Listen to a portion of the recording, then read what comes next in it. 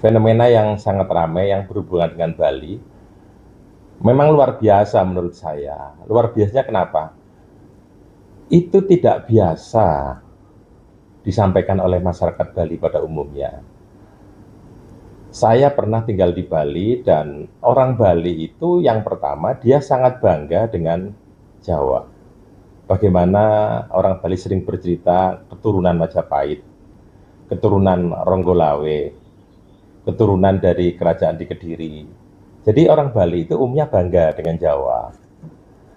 Berikutnya, masyarakat Bali itu sudah familiar dengan Jawa. Pura-pura di Banyuwangi juga sering dikunjungi oleh masyarakat Bali.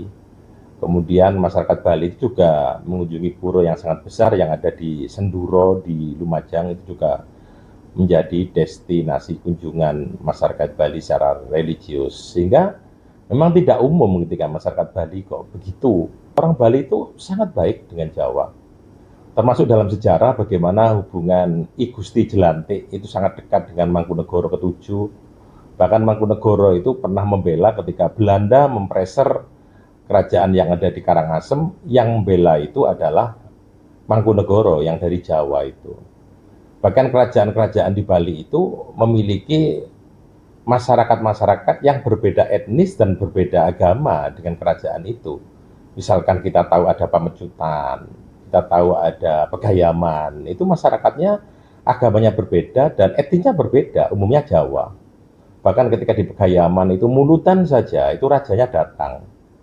Demikian juga di Pamecutan.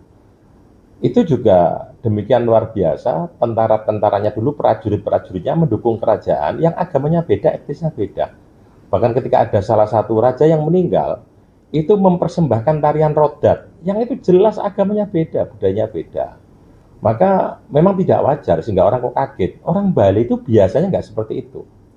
Ya mungkin karena dorongan ekonomi lah. Sehingga sebenarnya yang jadi problem itu ekonomi. Gitu.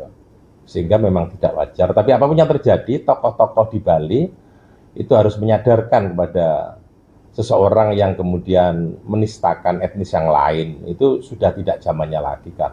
Karena kita itu sudah susah-susah membangun keutuhan etnisitas yang berbeda-beda itu menjadi satu. Kemudian masih ada yang tertinggal, satu dua yang harus kita cerahkan.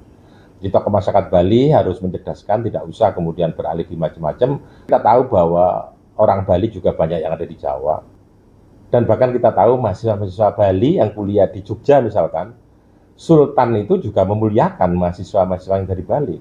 Ketika ada acara-acara gitu juga diundang.